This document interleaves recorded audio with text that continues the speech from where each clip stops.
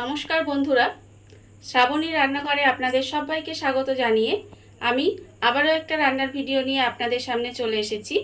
আজকের আমি আপনাদের ইলিশ মাছের লেজা আর কাঁঠাল দানা দিয়ে একটা অসাধারণ রেসিপি বানিয়ে দেখাবো। আশা করি আপনাদের ভালো লাগবে। তার জন্য কিন্তু আমার পুরো ভিডিওটা আপনাদের দেখতে হবে। তাহলে চলুন এই রেসিপিটা আমি কিভাবে বানাই সেটা আপনারা একবার দেখে নিন। রেসিপিটা করার জন্য প্রথমে আমি এখানে গ্যাসটা অন করে একটা কড়া বসিয়ে দিয়েছি। এইবারে আমি কড়ার মধ্যে দেব সর্ষের তেল।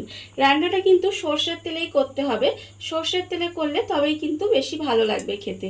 এখানে আমি প্রায় 3 চামচের মতো সর্ষের তেল দিলাম। এবারে তেলটাকে একটু গরম হতে দেব। তেলটা আমার এখানে গরম হয়ে গেছে। এইবারে আমি এই তেলের মধ্যে দেব, দেখুন কাঁঠাল দানা রেখেছি আমি। কাঁঠাল দানাগুলো কিন্তু আমি সরু সরু করে কেটে রেখে দিয়েছি।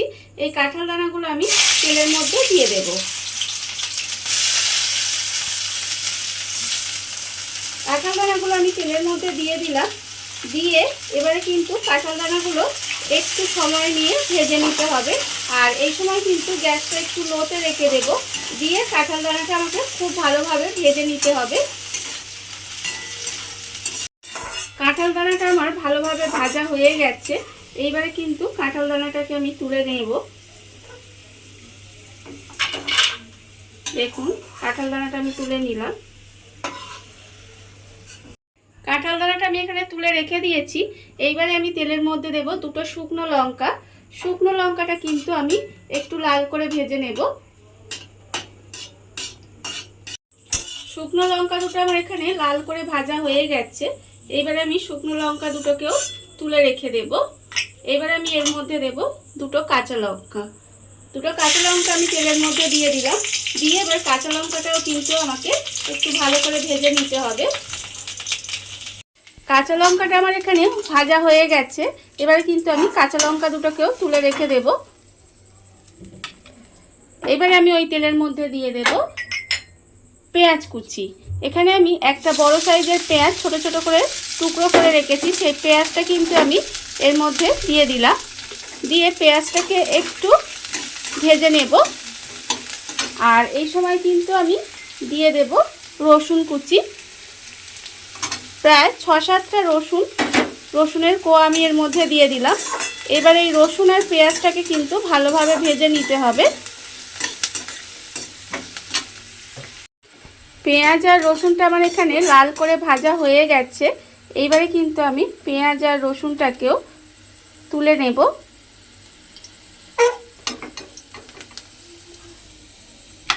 তুলে রেখে দেব। পেঁয়াজ আর রসুনটা ভেজেও কিন্তু আমি এখানে রেখে দিয়েছি। এইবারে আমি একটা ইলিশ মাছের লেজা নিয়ে নিয়েছি।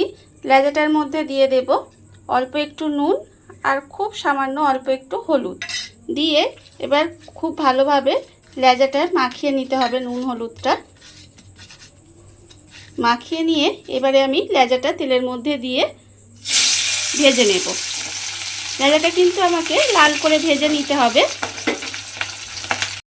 লেজাটা আমি এখানে উল্টে পাল্টে লাল করে ভেজে নিয়েছি। এইবারে লেজাটা কিন্তু আমি তুলে ঠান্ডা করে নেব। প্রথমে লেজাটা আমি এখানে ভালোভাবে ঠান্ডা করে নিয়েছি।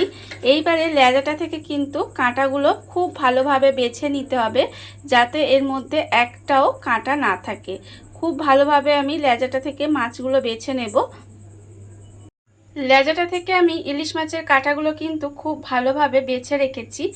এইবারে আমি এখানে যে পেঁয়াজ লঙ্কা আর কাঁঠাল দানা ভেজে রেখেছিলাম সেইগুলো কিন্তু এবার হাত দিয়ে খুব ভালোভাবে মেখে নিতে হবে। এইভাবে চটকে চটকে এইভাবে একটু চটকে চটকে মেখে নেব। রসুন পেঁয়াজ শুকনো লঙ্কা আর কাঁঠাল দানা কিন্তু আমি খুব ভালোভাবে মেখে নিয়েছি। এইবারে আমি এর মধ্যে দিয়ে দেব যে লেজাটা কিন্তু আমি ভেজে ভালোভাবে কাটা ছাড়িয়ে রেখেছিলাম, সেই লেজাটা কিন্তু আমি এর মধ্যে দিয়ে দেব। দিয়ে আবারও কিন্তু সমস্ত কিছু খুব ভালোভাবে হাত দিয়ে একটু মেখে নিতে হবে। এইভাবে সমস্ত কিছু আমি এখানে খুব ভালোভাবে মেখে নিয়েছি। এইবারে আমি এর মধ্যে দিয়ে দেব আন্দাজ মতো নুন। নুনটা আমি এখানে আন্দাজ মতো নুন দিয়ে দিলাম। এইবারে আমি এর মধ্যে দিয়ে দেব যে মাছটা ভেজে আমি তেল রেখেছিলাম, সেই তেলটা কিন্তু আমি এর মধ্যে দিয়ে দেব। প্রায় 2 চামচের মতো তেল দিলাম। দিয়ে আবারও কিন্তু খুব ভালোভাবে সমস্ত কিছু মেখে নিতে হবে। দেখুন আপনারা, রান্নাটা কিন্তু আমার এখানে রেডি হয়ে গেছে। আপনারা দেখতেই পেলেন যে কত অল্প উপকরণে কত অল্প সময় রান্নাটা তৈরি হয়ে গেছে। আর এটা কিন্তু গরম ভাত দিয়ে খেতে ভীষণ ভালো লাগে। আপনারা বাড়িতে বানিয়ে দেখতে পারেন, কত ভালো লাগে খেতে। আর একটা কথা আপনাদের বলি, আমি এখানে কাঁঠাল দানাটা কিন্তু ভেজে নিয়েছি। ভেজে নেওয়ার ফলে এটা কিন্তু মুখে একটু বেশ পড়বে, খেতে বেশ ভালো লাগে। আর আপনাদের যদি এটা ভালো না লাগে, আপনারা কিন্তু কাঁঠাল দানাটা সেদ্ধ করে মেখে নিতে পারেন। মেখে নিয়ে তারপরে এইভাবে বানাবেন, দেখবেন সেটাও কিন্তু খেতে ভীষণ ভালো লাগে।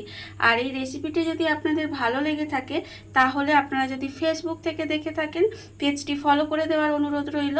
আর যদি ইউটিউব থেকে দেখে থাকেন, তাহলে চ্যানেলটা সাবস্ক্রাইব করে নেওয়ার অনুরোধ রইল। তাহলে চলুন, ভিডিওটা আমি এখানেই শেষ করছি। আপনারা সবাই ভালো থাকবেন, সুস্থ থাকবেন। আবারও হাজির হব নতুন কোনো রান্না নিয়ে।